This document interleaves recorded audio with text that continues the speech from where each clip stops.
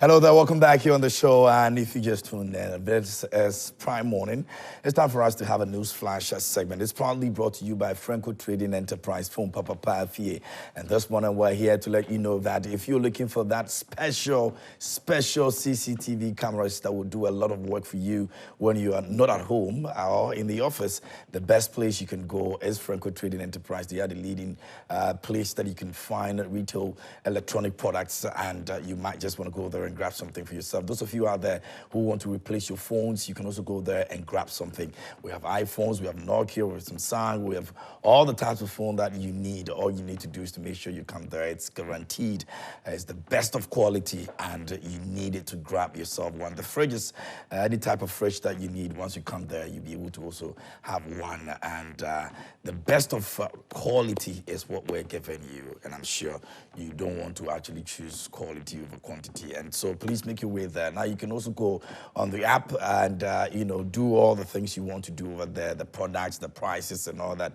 It's the Franco Trading app on Google Play Store. You can get that, and you can also go on our website. It's www.francotrading.com, and you can give us a call. It's 0555-939311, and the numbers will be on the screen as well for you to also contact. Please do not call any number you pick on social media to do business with that. These are scammers, and so call the numbers that we've given you, and we'll definitely be there to serve you. Franco Trading Enterprises, Phone Papa Fee. Yes, indeed. The Malta Guinness new Jeje can is out there. It's doing amazing stuff. Trust me on that one. You need that energy to go on and do what you have to do for the day, and you also need some vitamin D's and as well. I mean, right on top.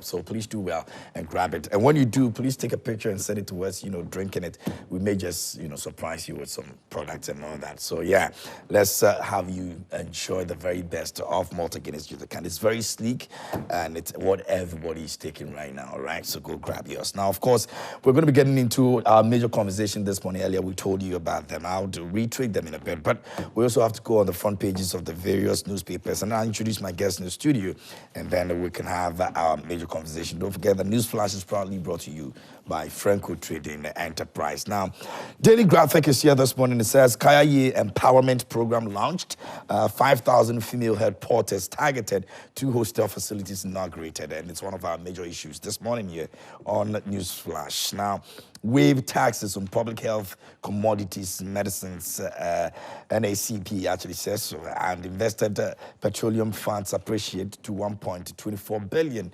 PIAC reports on that, and that's the front page of the Daily Graphic. Verse 1 on the back page, it has Dr. Bawumia commissions integrated recycling compost plant in Wa. That's also captured at the back page of the Daily Graphic. So it looks like the Vice President has been doing a lot in the last few weeks. He's been going about commissions, inaugurations, launching, and all that. I missed the campaign that he's doing as far as becoming the president for the nation after the elections 2024 is concerned. Now, Daily Guide is here this morning. It says Kumasi Dortmund signs Sister City Pact, and majority fires minority over recruitment claims. And the big story over here says Bawumia opens Kayeyei hostel, a Cicado explosion, deaths rise. And that's also captured on the front page of the Daily Guide. On the back page, we don't really have much over there, so we'll move on to the next one. Republic Press is here, and it says a Black West Glory grabber backfires as facts of Snit's hotels sale emerge, and sale of Snit hotels sensible, says Franklin Cujo. Nana swears in new ministers. That's also captured on the front page of the Republic Press. And the police seek injunction to halt Dumsoma stop demonstration. It's also one of our topics this morning. And over 800 deaths recorded through road crashes so far in 2024. MTTD says so. Eastern Region residents of Kowu Kotoso cry over poor road network, a high cost of premix fuel as well. And that's also the front page of the Republic Press. Now, let's get to the new finder this morning. It says that NHIA to issue Ghana cards to 6.3 million children, and the Kayeyei Skills Training Centers commissioned Oil production drops by 23 million barrels in 4 years, and also interest hits 30 to 47% on loans for businesses. BOG report on that as well. The new finder this morning. Away from that, let's get into the Ghanaian publisher APSL drags Ghana to international arbitration, demands $3.6 billion damages. Bawumia fulfills the Kayeyei promise. Applause now to she for support. And, well, you may have also seen some pictures of Dr. Bawumia and Natoshi a couple of weeks ago about the vice presidential race as well. And, some of you will be asking questions with this headline that has been given to this story. Now, majority refutes minorities on unfounded allegations, and in Kranza South, NPP wants NDC MP over attacks. That's the Ghanaian publisher. And so, is it going to be Napo or is it going to be Natoshi in terms of the vice presidential race for the NPP? We'll get to that point. But, well. This segment is proudly brought to you by Franco Trading Enterprise from Papa Pathi.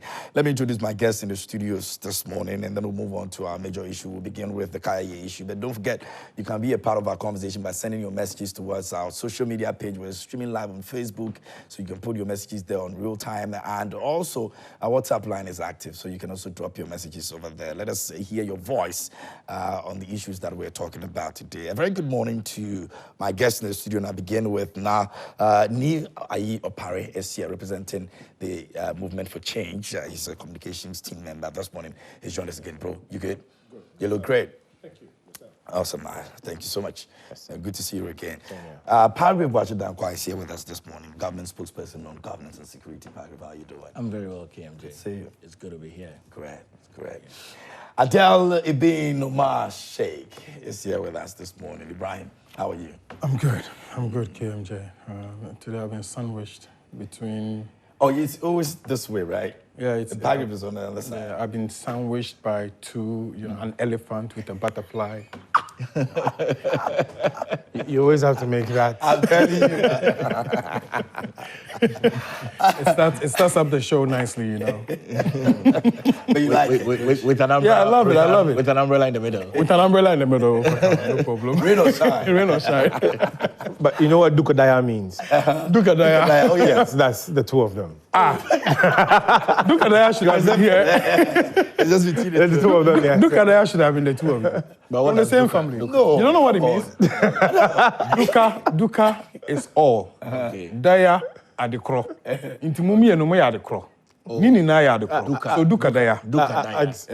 Yes. All is the same. And what's the context of that conversation? I said butterfly, Papantoni, MPP. But an elephant destroys a butterfly and destroys an umbrella. Do you see what's happening here? Yeah, they do that. Anyway, we'll begin with our very first issue. Now, Kayeyei Empowerment Program has been launched, and we're asking questions. How different is this from the others that we have seen? And the center actually features 2 training rooms, 3 pantries, a kitchen, a clinic, 15 washrooms, 5 dormitories, fire extinguishers, CCTV cameras, 24/7 security is also assured at Medina. But the question is, why now? And will this be sustainable moving forward? I want to start from Padre.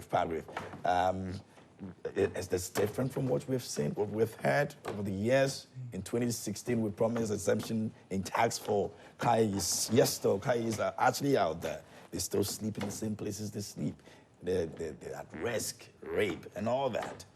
How different is this? So, KMJ, very good morning to you, and very good morning to your viewing public. And let me add my voice to congratulate the newly sworn-in ministers and deputy ministers of the Republic of Ghana, and congratulate my own sector minister, the Honorable Fatimatu Abubakar, Minister for Information, and her deputy, Sylvester, and the rest of the team.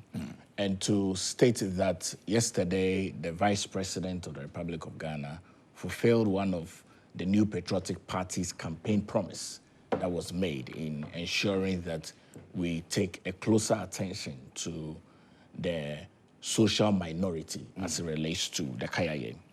I've been having a lot of conversations with the coordinator, and I'm particularly impressed to see that there are over 10,000 people who migrate from rural Ghana into urban Ghana to be able to bridge the gap of poverty and who ordinarily would want to enter into pottery work, which is headpan business, as it was in the years past when you look at Kayeyei, which is an Hausa word, kaya, which is luggage. And so in recent times, it's even moved beyond people that are involved in headpan business to hawkers, because it's all the entire concept. And so if you put Kayeyei in a dictionary, you would want to expand the definition of that.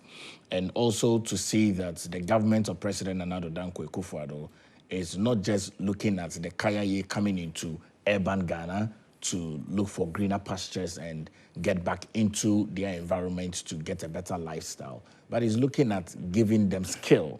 And that's the main goal, that the government is wanting to bring a lot more skill to these unskilled persons over the years. And I've been informed that over 70% of these persons who migrate from rural Ghana are from the savannah, upper east, upper west, one of the most often deprived environments. And the goal is to be able to bridge that gap of poverty and secure their future over the next period of years. This is a partnership with the government of Ghana, with the Ghana Enterprise Agency, with the National Youth Authority, with the National Entrepreneurs, NEIP, and the goal is to look at equipping a sizable number of these people with skills. And so bead making, bread making, a number of skills, and the trainings that they'll be going through, soap, detergent, decor,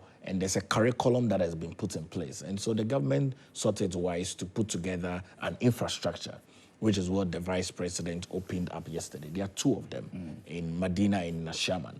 And the goal is to train, like you stated, over 5,000 of them over the period. And there are some startup packages that will given to them, about 1,000 Ghana citizens. So it's a period, every 3 weeks, we'll be churning out new graduates. And the goal is that we do not need to see them back on the streets, sleeping there as it has been over the years. We are lifting up their image. We are setting them as role models for people who would continually migrate from rural Ghana into urban Ghana. And so now, if you have persons who migrate from rural Ghana into urban Ghana, they would immediately have an opportunity to be enrolled into this. And the exciting part about this is that it's accredited by TVET. Yeah. And so we're looking into ensuring that we give them some certification.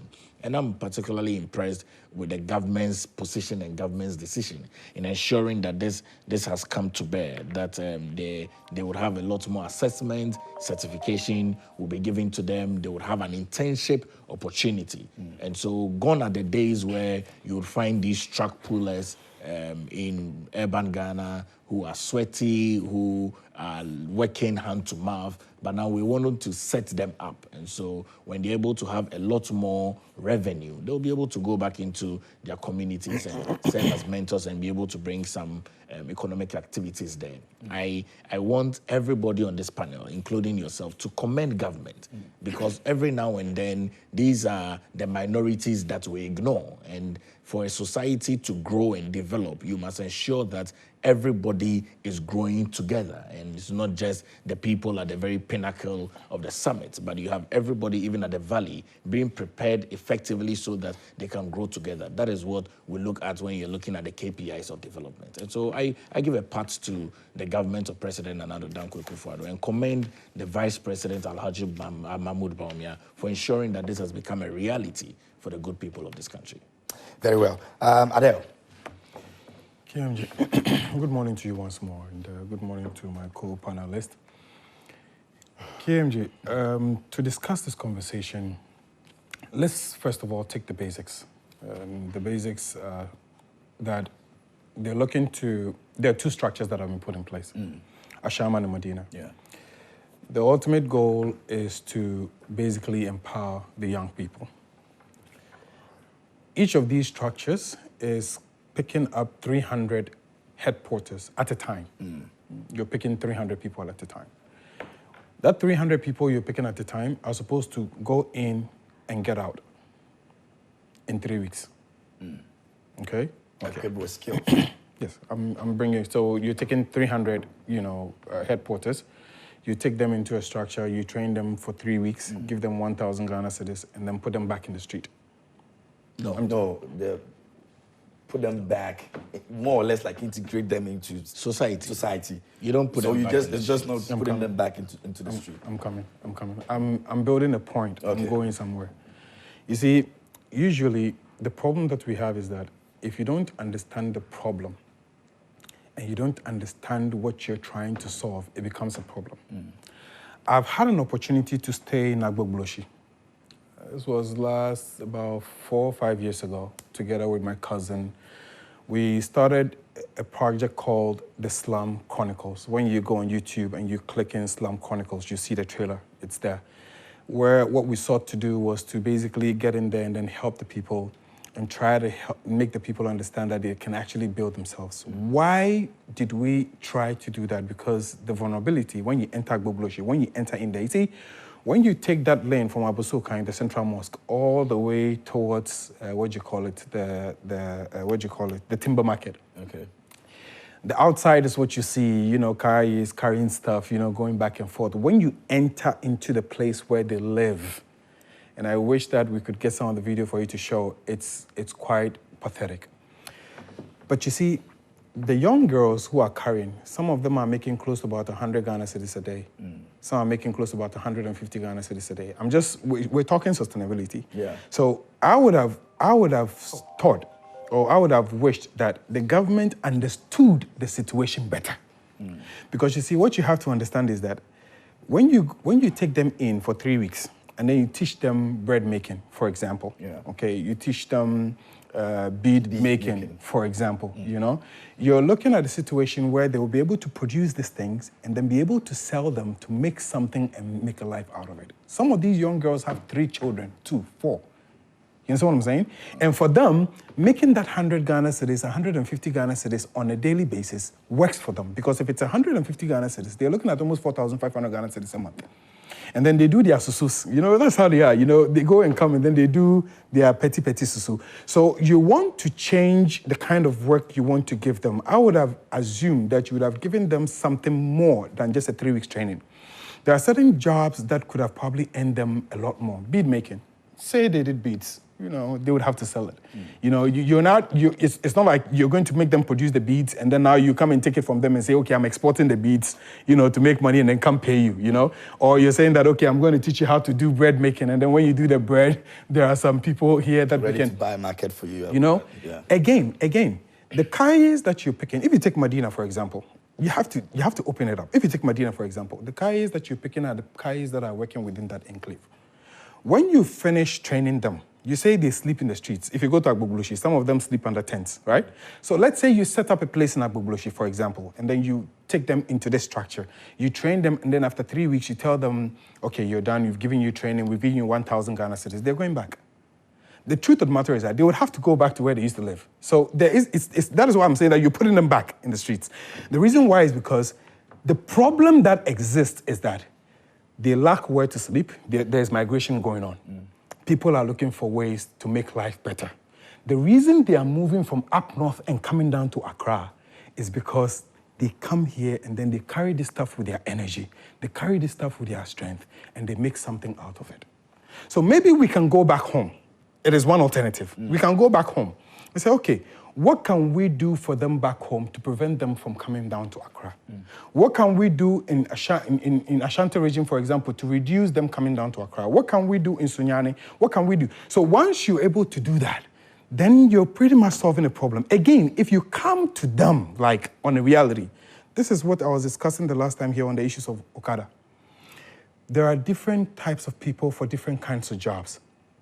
Everybody has what he or she wants to do. And every job someone decides to do can be elevated all the way to the highest level. Have you thought about the fact that if you look at the KJT market, when we put it up, we put in schools in it. There were hospitals in it. You understand what I'm saying? We had daycare, for the mothers who had kids and all of that. So we have to start thinking of, okay, someone is coming to the market to buy stuff. The difficulty they have is in carrying that stuff into the vehicle. Is there a way we can formalize it say Kayeyei market, there's a market in place. Is there a way we can formalize it? Say, okay, come, you work with us. You take, this is how much we're going to pay you. You know, it is a need. There's a need that needs to be resolved. That need, look, no matter what you do, people would continue to go to the market and they will still need people to carry stuff for them, whether you like it or not. These young people, you give them that 3 weeks training, they would end up going back there. I'm saying that assuming that the government's plan is that we're putting these two structures in place. After the training, we're giving you 1,000. However, we haven't left you like that. We're still working on some form of accommodation, which would allow you to now move into that accommodation and move back into the society, okay? And then do the job that you're going to do. When you're done, we will take these things from you as government. We will find a place to sell it so they can make a life. Trust me, KMJ, we're sitting here, we'll have this conversation. I've been there. I was in Agbogboshi for years. You know what I'm saying? In the night, it's a different ball game. During the day, it's a different ball game. We go work, we come, they come 150. Some go do their susu 10, 20, 10, 20, 30. They come, they sit down, they relax, they chill. Some with 3 children, 4 children. I'll get the video, and then one of these days, I'll let you play the video. This is the life they live. The drugs, the kids, 13, 14, giving birth. This is what it is. We started the program, we're going to the mosques, we're preaching to them and all of that. I can guarantee you that you will do the training for 3 weeks. After the training for 3 weeks, if these things that we're talking about are not in place, it's not like they want to go back. They don't have a choice. So you think that this project was a rushed project? No. I won't say it's a rushed project. Listen, anything because there's the other side of it. Which I'm bringing you.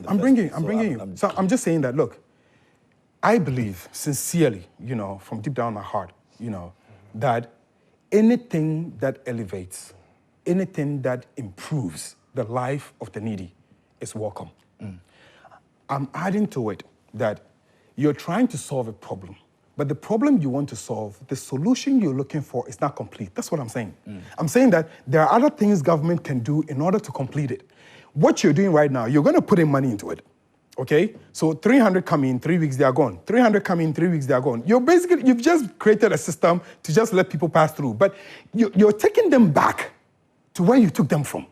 There's no solution. What we heard in the past was that government was going to accommodate them in 2016. That's what we heard. And then we even said back then that if you make this, if you say you're going to create a hostel facility to accommodate them permanently, whether they're going to pay rents at the end of the day, because if you give them a hostel facility and they are working and they're making money, they can pay something to government. Fair enough. But what you're doing is that you're actually opening up for the rest of their colleagues to move and come down. Yeah. That's what you're doing. Because indirectly now you're saying that, okay, we've given you space, so now, come. So the next group will come, or they'll build another one. The next group will come, they'll build another one. Why are you not decentralizing? So we're saying, that was what we said in 2016. Then now you say, okay, now you have set up a training center. What you want to do is that pass them through. So it's a meal. Come, 3 weeks, when you're done, go. We'll give you 1,000 Ghana. 3 weeks when you're going. That 1,000 Ghana, they make it in 10 days. So I'm just trying to tell you, I'm telling you the situation that is at hand, that if you want to solve a problem, you need to go to the root of the problem and then deal with it once and for all. In any case, if you're saying that you want to pass them on, perhaps we're thinking that, okay, we're going to build a hostel facility back home. Come to Accra, we train you, we give you 1,000 Ghana. Ensure that you go back again. If we're teaching you fashion designing, for example, government should go up north and say, okay, I'm putting up a 1,000 capacity place for sewing. What your responsibility is to sew for the security services. So you're going to sew the security uniform. You're going to sew for immigration. You're going to sew for the soldiers. We're going to pay you. You have a hostel facility, live in it. At the end of the month, we'll deduct you something small. You're solving the problem. You see what I'm saying? But what you're doing now, you're just pretty much just taking them, putting them through the mill, and then you put them back in the streets. That's why I said you put them back in the streets. Because after 3 weeks, when you give them the 1,000 and say, okay, we are done with you, inauguration, everything is done, go. In Medina, wherever she used to live, she's going back there. She doesn't have any other place to go to. If she's in Agbogboshi, wherever she used to live, under the tent, she's going back there. She'll get up the following morning. Now she has to think about how to get the things for the beads. And then she's sitting down in her ghetto and doing beads when her colleagues are carrying and come back with 100 Ghana cedis. I'm saying, look, you're not solving the problem. You need to understand the problem to solve it. Very well. This segment is proudly brought to you by Franco Trading Enterprise. If you just joined us here on the show, we're looking at the new Kayeyei building that has been commissioned to train these young people and give them some sort of life, and take them away from the streets. And I guess you're in the studios doing justice to it. I'm going to move on to Nia. Yes, sir. Right. I saw Paul Gray was having mixed reactions to everything that was being said, but there's greetings to all your fellow our fellow viewers out there, fellow Ghanaians, I should say, but particularly the youth of Ghana. I'll jump straight into it. It's very difficult when you're put in such a situation because you have to. It will come across as criticizing everything the government does, right? Yes, but the fundamental thing here is that we want the best for our nation, Ghana. Yes, that's the first thing. Yeah. So, irrespective of our political affiliations, we have to look at the policies and the programs that are being implemented as national, not partisan, right? So even though it's done by a certain administration, it's going to have lasting impact or implications on the people, right? Irrespective of your political affiliations. That being said, it's been a recurring situation where we are not able to run a proper diagnosis of the problem. Like my brother said, we're not able to run a proper diagnosis of the problem. So then you find out that the solutions are always problematic, right? This would have been a very good idea, right? Looking at it from the skills development point of view, that there's a particular interest or attention be given to skills, right? But then the way and manner it's been implemented, it makes it look like it's just a political activity, right? So we look at certain factors. One, sustainability. It's basically, just from the get-go, you can see this is not feasible. It's not sustainable, right? How so? Where's NAPCO today? NAPCO was receiving 700 at that time, yes, but we're not able to run it till today. NAPCO has gone down, right? How is this different from NAPCO? Because, you're spending money to train some people. You're giving them 1,000 Ghana cedis each, right? If that's for 5,000 people, you can do the math. Now, how sustainable is that? How are you going to get the money to run this program to its conclusion, right? Even if you're going to take the first 5,000, how are we going to fund it? That's a fundamental question. We are all aware of the situation we are in terms of the economy, right? Our liquidity and all of that. How are we going to fund giving 5,000 people 1,000 Ghana cedis each? That's one thing. Now, mind you, they being housed here is going to come with certain additional costs. Yeah. The cost to run or maintain the place, you're looking at food, utilities, all of those. How is that sustainable? Right, where's the money going to come from to feed this? But if you look at what Ada was trying to address, the rural-urban migration, that's the fundamental problem we're trying to solve. You're trying to prevent people from coming from the rural areas into the urban areas to do this job, right? It's not like they like it, but just to make some money. So that's why they are forced into this space. Now, you are opening the gate and saying, look, for all those who fall within this bracket, that's the Kayeyei, the headquarters, you're saying once you come into this program, you're going to be housed for 3 weeks. You're going to be trained and then given some money. Well, the money might be incentive enough for some people to want to come into this program, right? Apart from the skills. But I'm saying it's going to encourage a lot more people to migrate from the rural areas into the urban areas to take part in this. So then what exactly we're trying to solve, right? It would have been more feasible or would have made more economic sense if you try to create better opportunities within the communities from which they're migrating from. Yes. So then you stop that first, right? Now, one thing that has not been mentioned in all of these discussions, which I can't really wrap my head around, is after they've given them the training, you give them 1,000 Ghana cedis. Now, mind you, 1,000 Ghana cedis cannot really set you up for much. What is the setup or what's the arrangement for their access to credit facilities? Now, if you ask any entrepreneur in Ghana today, access to credit is the major disaster for any entrepreneur, right? We do not have local, national, commercial banks that can actually give money out to people to do business. If you look at those banks that are even willing to give credit out, what is the interest rate on those? Yeah. Yes. And how many of these people can afford those interest rates? Aside that, what is the job market like? What is our local economy market space like? So even if they're producing soaps and shampoos and all of those things, yes, can they compete in the market space with all the other goods that are in the market? So you're looking at the technology that will be involved in even the branding, the finish, and the packaging of their products. Can they compete? So you're going to be training a lot more people, but you'll not be able to empower them to be making or generating revenue. And it's the same situation we're seeing with tertiary institutions and other formal educational establishments. You have a lot of graduates coming out from school, but then they're not able to get into the job market or the labor market because it's just not conducive enough. So, but it's an open space for all. So if the government is giving you that opportunity to learn and come out, into a space where you know that it's competitive at the end of the day. Is it not on you as an individual to know that, okay, I've been given a head start.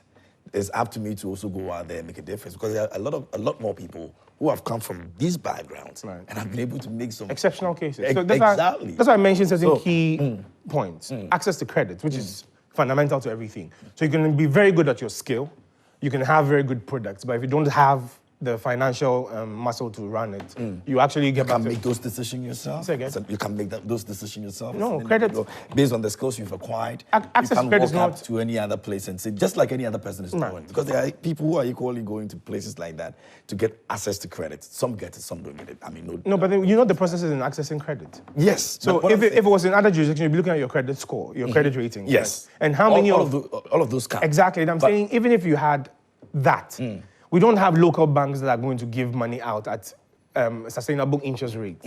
So if you're someone like this is going to borrow money to start a business and you're looking at 30-40% interest rates on your monies, how do you do business? You see, so I'm saying, yes, the setup is not conducive for them to compete. And this is where government would have taken a step further to give them that cushion. If government was giving them access to credit, by a certain cut-off point for the interest rate, it would have been sustainable. So, you know, after you gained your skills, you want to go into the production of something, you have access to credit. Like I was trying to mention, if you're given that opportunity where you're even going to start producing things for government becomes your number one customer. At least that gives you some guarantee. That could actually be a basis for people to have access to credit. For instance, if you're a dressmaker or a tailor, that's the skill you gain from this. And government says, I'm going to recruit you to produce the uniforms for the security services. That alone gives you access to credit. Because now whoever you're going to for that facility understands that it's a long-term something, there's some government guarantee backing that. These things are not in place. So I'm saying the idea seemed a little rushed. Of course, we're in a political season. And I've seen this being a trajectory. This is something that's happened, it's a recurring occurrence, right? This is not just with the Kayeyei Empowerment Training Program. You look at programs like the One District, One Factory. You look at the Free SHS. It was not really thought through to go through all the kinks, or to iron out all the kinks, yes. We just roll them up for political credit or political gain. And you realize not too long after, it becomes unsustainable and the program falls flat. So I'm saying it becomes very difficult to be able to commend any of the government policies that they're rolling out, only from the point of view of sustainability and how feasible it is to maintain this. It doesn't really... But then, apart from that, the skill sets should not be limited to just Kayeyei. Our educational system has to have this incorporated into it, because we have a lot of graduates who have skill sets that are not really job market friendly. So they're not able to insert themselves into the labor market, or the demand for certain skill sets are not present in our training systems, right? So this would be a very good opportunity for the government, which is of course in charge of our education, to look at the educational policy and programs that we are bringing out into our molded around skills, yes. So even if you're not employed by anybody, you have some skill sets you can create a livelihood after. The second thing would be access to credit, right? Government has to be able to work out a program that would give access to credit to all of these people that are coming out from this, yes. Accommodation, it shouldn't be limited to just the Kayeyei. Youth, particularly in Ghana, are facing a huge problem with accommodation. So we should look at a national housing development program that will not just be centered on just the Kayeyei. But I can understand if the excuse from Power Grid would be that maybe this is just a pilot for them to be able to develop that policy. But I mean, yes, well, this for what it is, it's a political... That's how you see it. I see it as a political strategy. All right, very well. Thanks a lot, Nee. Now, as we approach a crucial moment in our nation's history, it's time for us all to stand up and make our voices heard. Now, are you ready to be part of shaping our future? And have you ever found yourself frustrated with the state of affairs in our country? Do you long for change, for progress, for a better tomorrow? Well, guess what? Change starts with you. But wait, are you missing something essential for this change to happen? Yes, I'm talking about your voter card. If you've lost it or never had one, now is the time to act. Don't let others decide for you. Don't stay silent. Get up and get out there and get your voter ID card today. Make sure you're ready to make it a difference when the time comes. New voter card registration has begun and it started on the 7th to the 27th of May and 30th of May as well. You can actually get your missing voter ID cards replaced at the EC district offices. Don't miss this opportunity because this is your time to be heard. The future of our nation is in your hands. Don't delay. Act now. For support and inquiries, dial 05311000181. That's 05311000081. Or visit the New Force GH. A message from the New Force. And I'm sure you would want to make sure that your vote actually is counted. So go out there and do the needful. Now, don't forget, I'll be telling you about a very important show, just 10:18. It's always on Saturdays at 10 a.m. Make sure you tune in. The Hits FM Rapid Jazz is happening on the 1st of June at the Aviation Social Center at 12 noon. Make sure you come through. Let's support our teams together. The Joy News Impact Makers is actually also ongoing. 2024 edition is actually happening, and we are treating all corporate bodies to come and support. We're looking for those special people who are doing special things in our communities. They're changing lives. They're making people believe in themselves and giving hope to people. And these are the people that we're bringing them out, and we are making sure that we celebrate them. Last year was massive. This year we're getting it to another level, and we want you to be a part of it. That one person that has done so much for people in their communities, changing a lot of lives, these people that we're celebrating. We want you to be a part of that as well. We'll tell you when the main event will be happening, but we're treating corporate world to actually come and support. Let's all, make sure that we're putting a smile on the faces of these people out there. We want you to be a part of it, and it's the Joy Impact Makers Awards 2024. It's brought to you by Franco Trading Enterprise, and I'm talking about this very segment. And please, if you need that fridge now, you need to go to Franco Trading Enterprise and grab yourself one. It's a very quality, and the prices are very affordable. So just walk through and say you need a fridge, you need a phone, you need a CCTV camera. We have television screens from 32 to 55 inches that you can also get some and enjoy in your home. All right, so just give us a call, 0555-939311, or just go on the app. We have an app that you can have everything you need over there. It's the Franco Trading app, Google Play Store. You can download it, and then you have Franco in your hands. And our website is www.francotrading.com. You can also just go there and get everything you need. Our prices are very affordable, and our products are of quality. And so we need you to buy quality once and for all right? Do so. Anyway, we'll move on to the next topic that we have to talk about today. And so we'll be doing if we have time, we'll do the Dumso issue with Yvonne Nelson and the Ghana Police. But let's move on to the NDC, who is not really happy about the way NHI is going about things. Now, Dr. Omane Bawumia actually posted and was sending a warning to the EC in terms of how they've actually conducted the voter registration that is ongoing right now. And he spoke about a lot of things. Adele, I probably would want to start from you with respect to this. KMJ, the information and what we're fighting for is basic. We're not asking for somebody to do us favors. We're not asking for that. All we're saying is that let there be fairness. Let there be equity. There hasn't? The kind of things that are going on in this country currently as we're speaking, especially when it comes to the registration process. And I heard the Electoral Commission speak some days back and say that, no Electoral Commission can actually rig an election for somebody. Yeah, the Director of Operations spoke about it. Actually, he said all those allegations are... He can say that if he wants to, but he can also ask Alan Chermanton, what he thinks, and he can ask other people, and we can ask, from all the videos that we have seen so far. Say the name again. Alan, You almost fell for it. I know. Come on, bro. Okay, he can ask him, what he thinks, whether really, Electoral Commission can actually do something. Those allegations are founded or not? KMJ, listen, I've indicated here in the studio, unless someone who doesn't understand what IT is, then you know that we're up for chaos. You have a BVR, which is used to register people onto the system, missing. You have a BVD, which is used on the day of elections to verify people before they vote, missing. You have a laptop, which connects the BVR and the BVD and then captures all the data, missing. You say it's not a problem. haven't heard this before. It says it's not a problem. Those issues of the laptops were addressed. Address where? According to them. No, when we said that's the, nothing to compromise the elections. those are jokes. So let me ask you something, KMJ. Military personnel, police personnel, CCTV camera, all these things in that premises, all these items got missing. No one saw it. There are cameras all over. I come and take this laptop. No one saw it. The camera too didn't see it. That day, the camera didn't work. Okay, no problem. Granted, we accept it. Then they say, oh, what if, even if they have these things, without the codes, it won't work. Okay, no problem.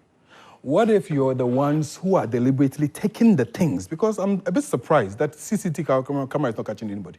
So what if you are the ones who have deliberately picked these things up, and you're the same people who have the codes to activate them? And somebody's probably sitting somewhere and registering people using the national identification, card. So we're giving NIA cards, national identification. We'll get somebody who is 14, then we'll give him an NIA card. Take, go and register. Come, take, go and register.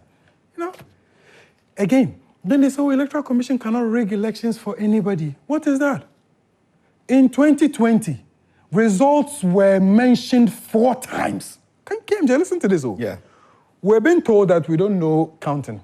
We don't know 1 + 1 + 2 + 3. You have an electoral commission who sat down and announced 4 results in one election. Comes to announce, go like, I didn't know, that's a mistake, goes back, comes to announce again. Still, it didn't work. Goes back, the levels we say after 3 times is a problem. 4th time, then we say, no, we won't accept. Let's go to court. When we get to court, let her come and explain to the state how she came by those figures that she came by.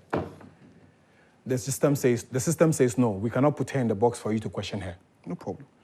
We're saying that if you've heard of something that is called voter suppression, then you know that the Electoral Commission has the tendency to play with political parties if they so want to.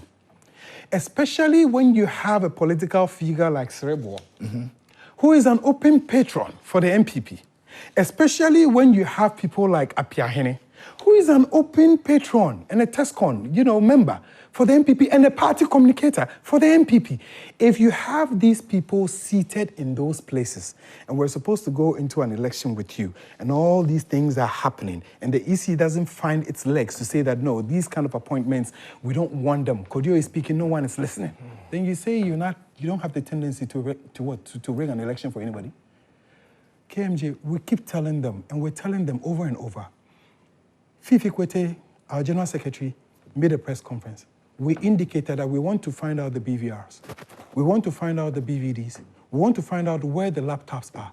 Anybody who understands IT system, all the person needs to do is have a copy of that BVD because it was specifically designed for Ghana.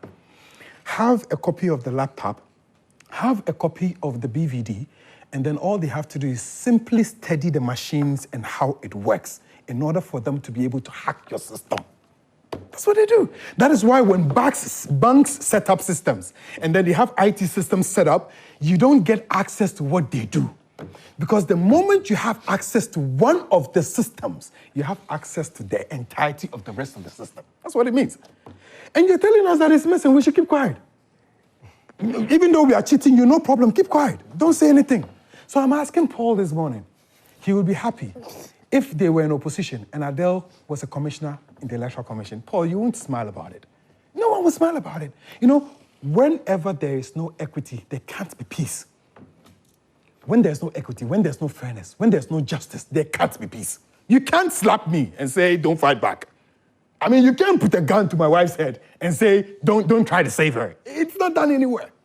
Especially when we have come to the conclusion that everything that belongs in this country is for all of us. Not for only Paul Grave, not for Nielo, not for UKMJ, not for the cameraman, but for myself too, and John Dramani Mahama.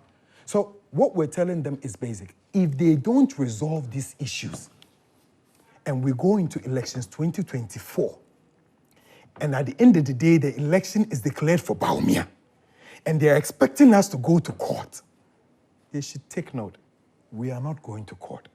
We would not accept it. Okay. Why? KMJ, why? Because there is a process for an election. Every way of the process, you're showing us things that you're not supposed to show us.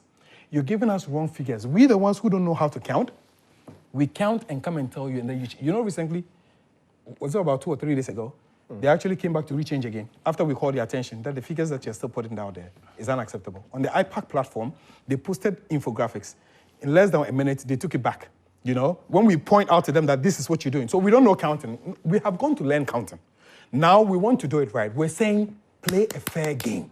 Otherwise, we won't accept it. It's basic. They also believe that these are things that are done by human beings and there could be mistakes. In fact, listening to the director of operations, it says that it's something that they're doing that it's just human beings that are managing. You've seen that can be corrected eventually. So if you raise concerns, those concerns will be addressed. You know, Electoral Commission is not the employees of Electoral Commission from the IT all the way down. And of course, in any case, Apiahene is the in charge for IT.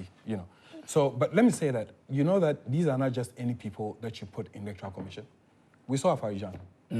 We saw Afarijan, no? Yeah. We saw Charlotte Osei, no? We saw her, right? Why? What's different?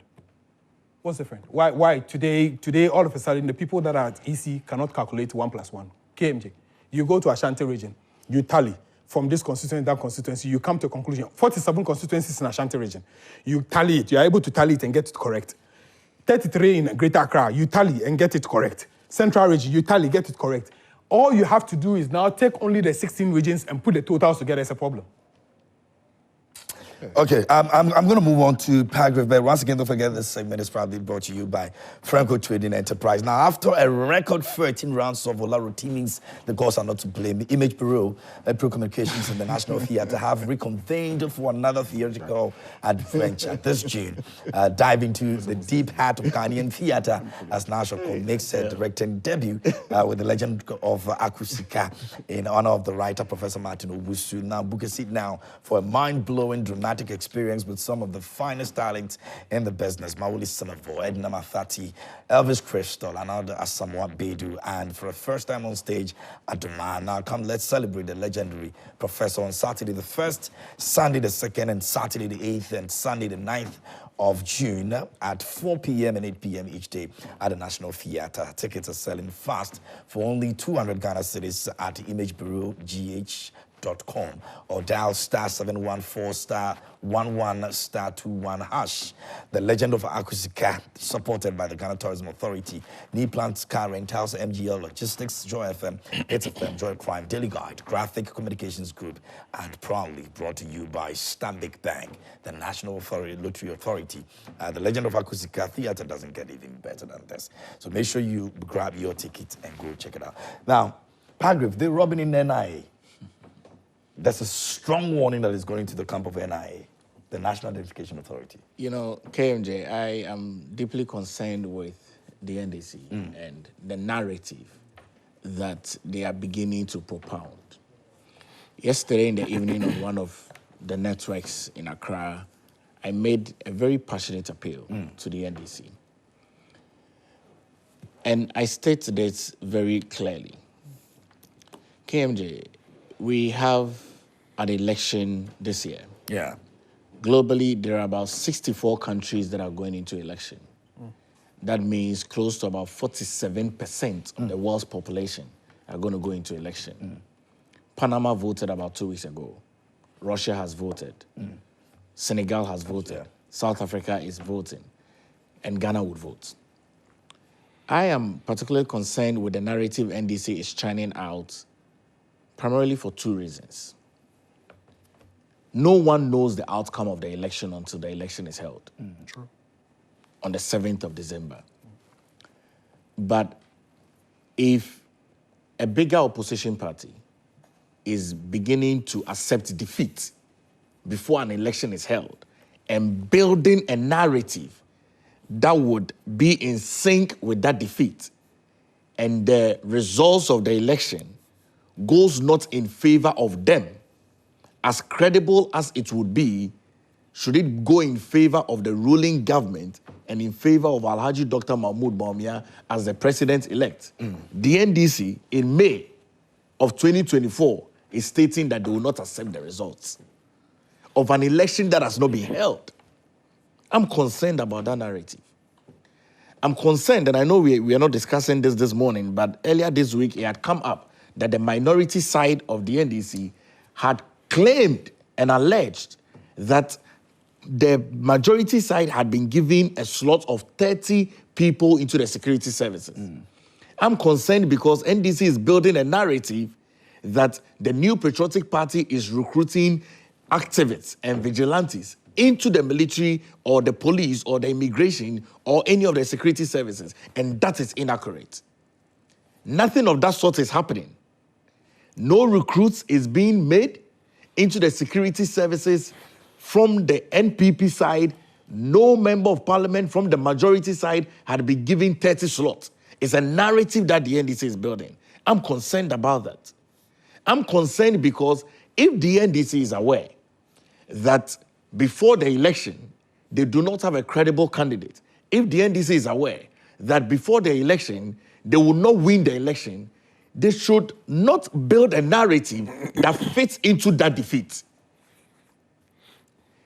We have stated very clearly that this election is an election of campaign of ideas.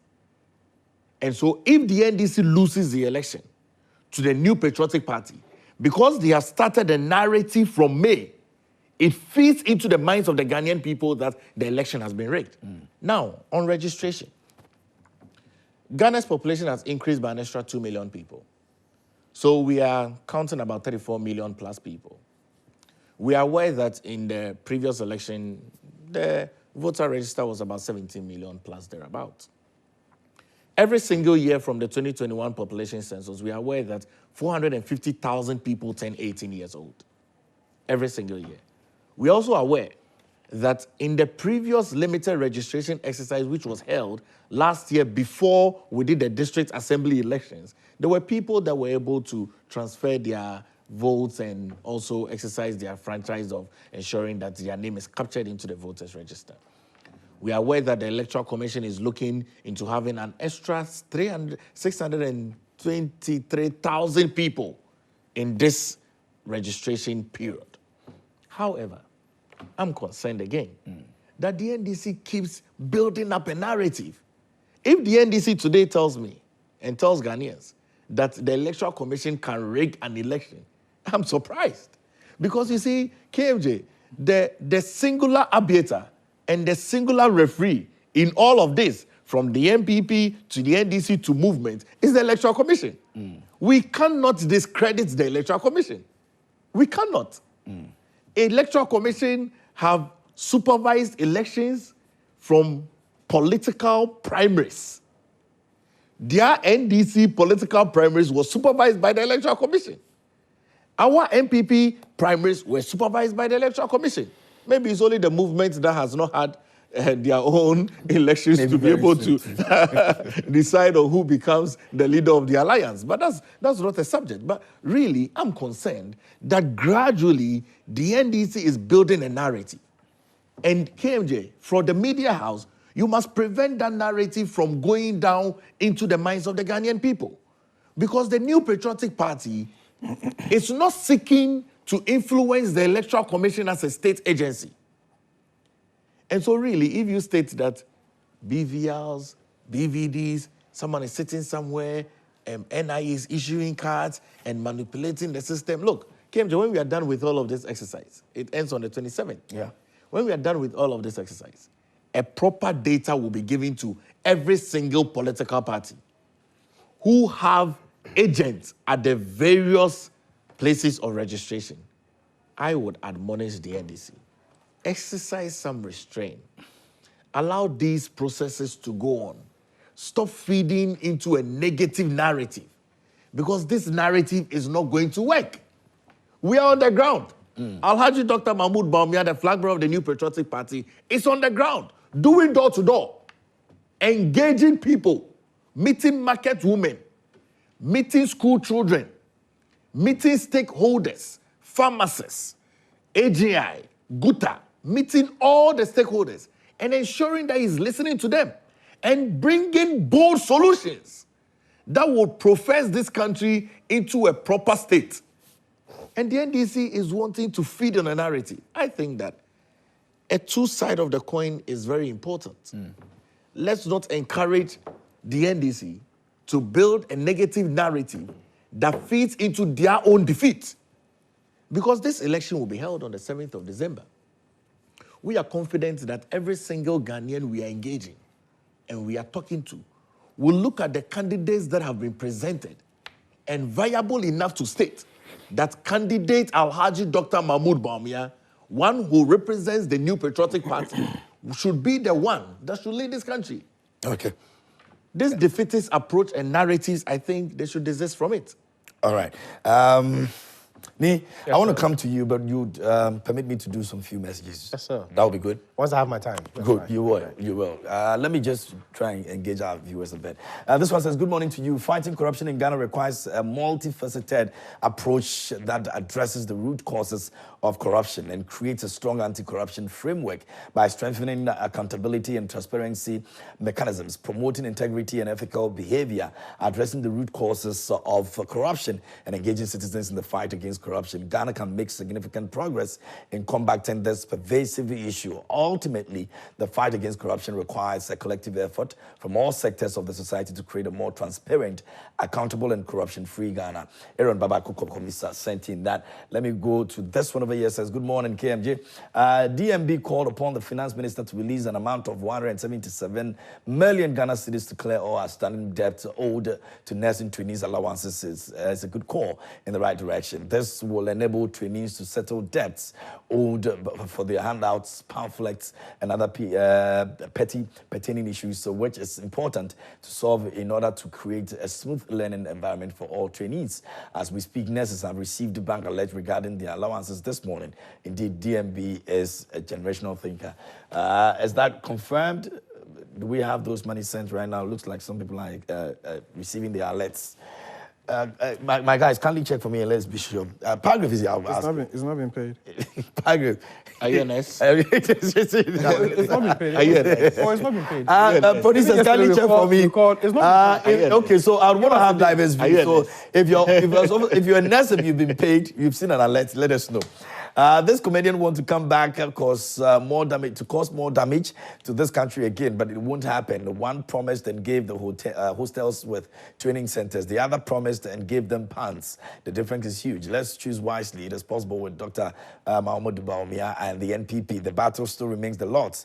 Greetings to Honorable Mavis Sahawa, MP for ASEC, and the MCE for Asema from MM Movement Kaswa. All right, let me go to this one over here, and it says what? Mensa Majid from Bechem, Toronto. My regards to Honorable Charles Sarkozy, a Syrian incoming alcoholic MP for the Tano South constituency. Honorable Kujutua Blackwell is doing a fantastic work by exposing these super incompetent leaders, corruption, economic mismanagers, greedy and reckless borrowers. It seems Ghana Police is no more an independent institution. Why they always in hurry to injunct relevant demonstrations under these incompetent leaders? They have injuncted Ivan Nelson and others from demonstrating. Ivan Nelson, you mean? And others from demonstrating against this rampant doom. So the same Ghana Police were happy to allow demonstrations upon demonstrations to go on under JDM. The country is heading towards a ditch, and it's very sad. Alassana Sese from Zenu Central says, good morning to you all. In fact, I pity MPP supporters who struggle to survive more than some of us who believe that the driver and his mate are not well qualified to steer the affairs of the state, are still defending this incompetent liability driver and his mate, and their spare mate, Brian a champion of looting their future, including their grandchildren's future. When Jack Toronto and his mate and Brian a champion and others said they would hand over power to the NDC and JDM, they said so because they want to protect what they have stolen from all of us, including you and the suffering MPP supporters and your unborn children and grandchildren. All right, I'll come back and do some of the messages, but let me take the view of Kayeyei. I think he deserves his slot as well. Yes, sir. So, it's... James, are you not tired? Tired of what exactly? I mean, of having this discussion about EC and political parties? Are you not tired? Well, the NAI has been, dropped into it. They sent a stand warning to them as well. Right. And these are very concerns that we all need to address before we get to 7th December, just like I tell, right? But like I'm saying, are you not tired? Because it gets tiring, but every election year is the same thing. And you see, this has been our stance all this while. When I mentioned the Dukadai earlier, right, it was to pull out that reaction that these two best friends, sides of the same coin, have been at this game since 1992, right? When one happens to be, and mind you, MPP and NDC have never been in opposition. This is something I want people to understand carefully. MPP and NDC have never been in opposition. I say again, the NPP They've and the always NDC, been in power. They've always been in power. Now, mind you, government is in 3 arms. So you have the executive, the legislature, and the judiciary. The only part of that government structure that is elected every time, right, which is directly representative of the people, happens to be parliament. the executive and parliament. The parliament, yeah. The judiciary, I always say, has never been representative of the people. It's an appointment by The president. executive, yes. So it is the executive that keeps changing faces or colors, right? But at every single time, MPP and NDC have always been in parliament. That is a fact. So this whole concept of opposition and government is actually a charade. Because if you're saying this administration is a certain party, so they are the government, what happens to the legislature? Now, mind you, there's no government administration that can spend a cedi without a budget approved by parliament. Then again, I'm telling you, MPP and NDC have always been in parliament. So then again, I ask you, are you not tired of these games?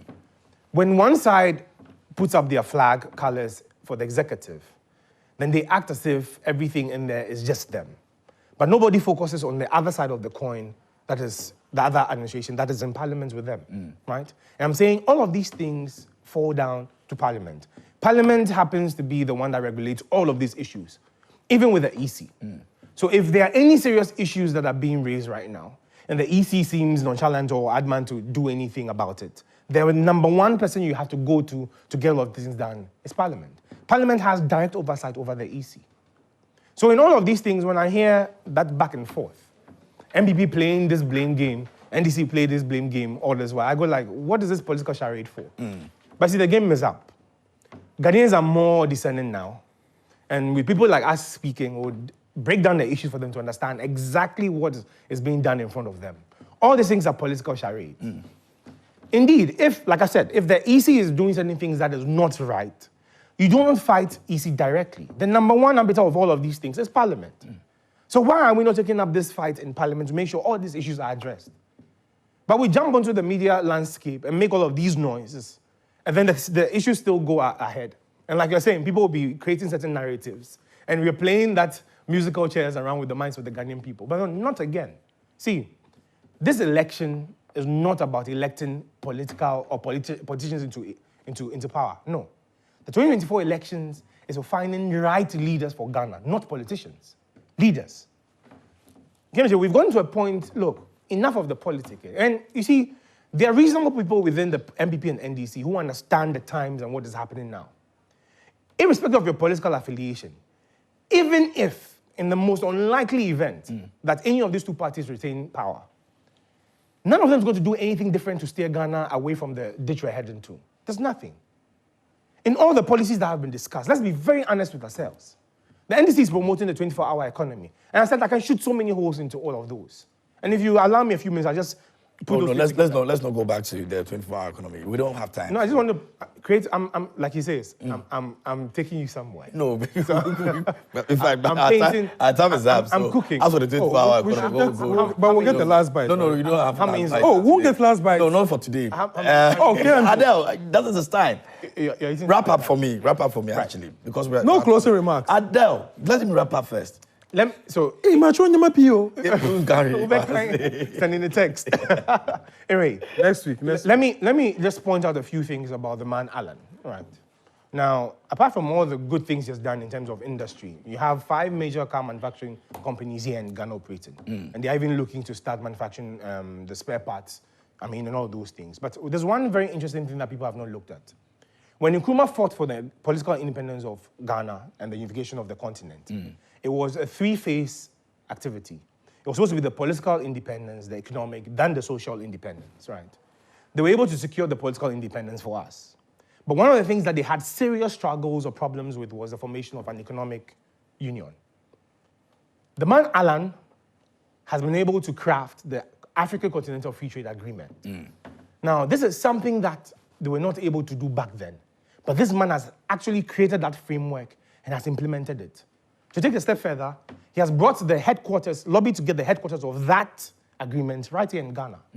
Now, this is the foundation for building that economic bloc that's going to take us into the next level that we are all looking for. So it's not just about making campaign promises and sloganeering and all of those. No, but these are the practical track records that can be traced. I'm saying the African Continental Free Trade Agreement alone is the number one thing that can turn around our fortunes, not just Ghana's economy, but looking at the entire continent. Now, these are the kind of leaders, not politicians, that we're looking for. And like I said, the 2024 election is not about selecting a politician to lead any country. No.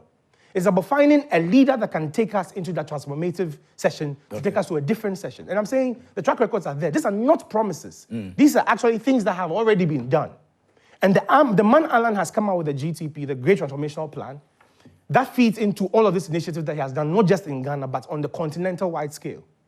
So again, to the youth of Ghana, this is a point where we have to be very discerning, look into the issues properly, and not the sloganeering and all those campaign problems. These are not about promises. Okay. These are about policies that have that transformative power to turn our social conditions around. And I'm saying, yes, we've had enough of this blame gaming. Very well. All right. I'll just wrap up strong. Okay. No, Adele. No, but you had you used to be a very nice guy.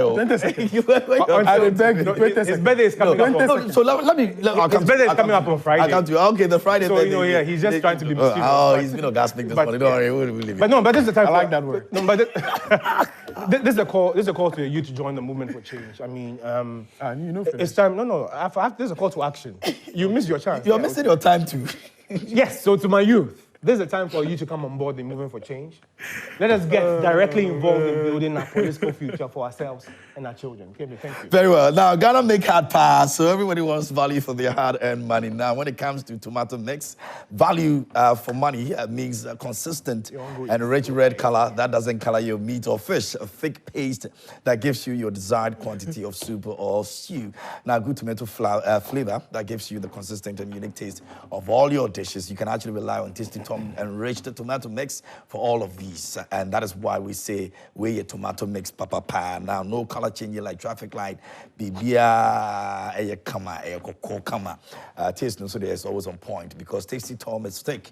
Wofoka kra na ye bebre ebia hunu bi anim.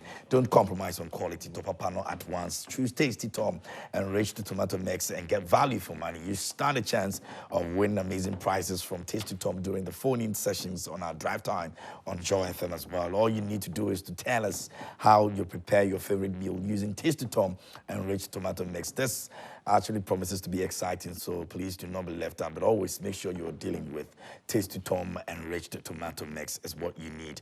And we appreciate that you're always using the very best on the market. Now, our time is up. We're going to be going. But the very issue we couldn't talk about is the Yvonne Nelson issue. Hopefully tomorrow we'll deal with that issue as well, because Yvonne Nelson is here to respond to the, injunction that's been placed on the demonstration by the Ghana Police Service. Now, they stated that the route she wants to use is a security zone, which is the Revolution Square. And also the time she wants to end it at midnight is not a time that the police service is prepared to actually engage in any of that. So that, as we speak now, the hearing is supposed to be on the 24th of May, and she was supposed to do it on the 25th of May. So you can imagine where we're headed.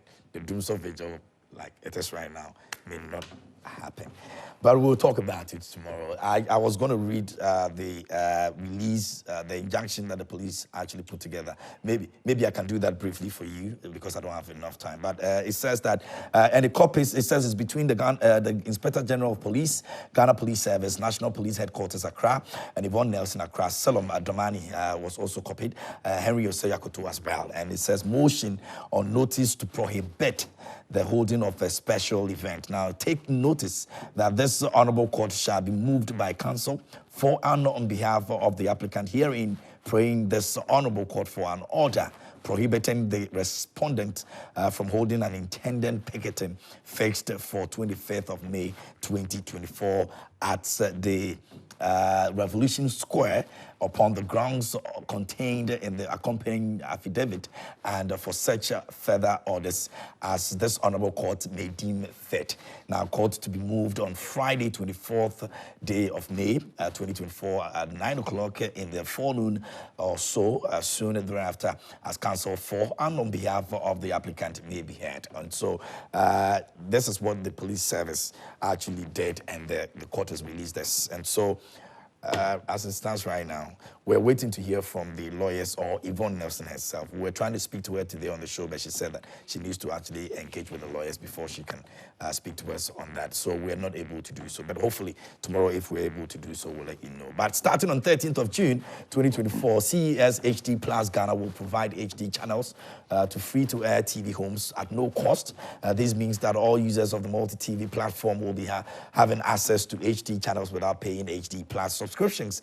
And from April 16, 2024, new HD Plus subscriptions will be available as well. Customers with active subscriptions valued beyond June 13, 2024 will be compensated from June 3rd to June 13th, 2024. You'll be actually contacted by the HD Plus number 0242439872 and it starts on the 30th, 2024. You can also actually reach out to HD Plus call center for assistance as well. And please note that to redeem your compensation, subscribers must actually confirm their HD Plus numbers and provide a valid ID card, Ghana card, and a mobile number between the April 30th to the May 31st, 2024. HD Plus will not be liable if subscribers remain unreachable or do not follow up with the call center for compensation before the deadline. Now, from May 30th, 2024, update your HD Plus decoder to access the new free-to-air HD channels. Support will be actually available until June 20th, 2024. So kindly look out for the over-the-air software and upgrade your decoder, and you're definitely going to be okay. That's going to be our conversation this morning here on the show. Let me say a big thank you to Adele for coming through this morning. He didn't have his last words. His birthday on Friday, so we'll put it together for him. Niai, yes, sir. Thanks a lot for coming through this morning as well. Padre, my brother, it's good to see you again, and always thanks a good lot to for be coming here. through. I'm sure you call me tomorrow on the Yvonne Nelson issue. Oh, because I have some perspective. So oh, is it? Yes, tomorrow. That'll be good. Yes. Yes. So Call me we'll too. look at that. Pagrim's against it. Anyway, a big thank you to Franco Trading Enterprise this morning for making it possible for us to have this flash. It's Siedwa, the golden girl, who came with any Pepsi Cobra ponytail. Today is going to be giving you some updates in the world of it was trending. Rosalind Felly also got some conversation coming up as well. So we're still here till 10 a.m. Please do stay.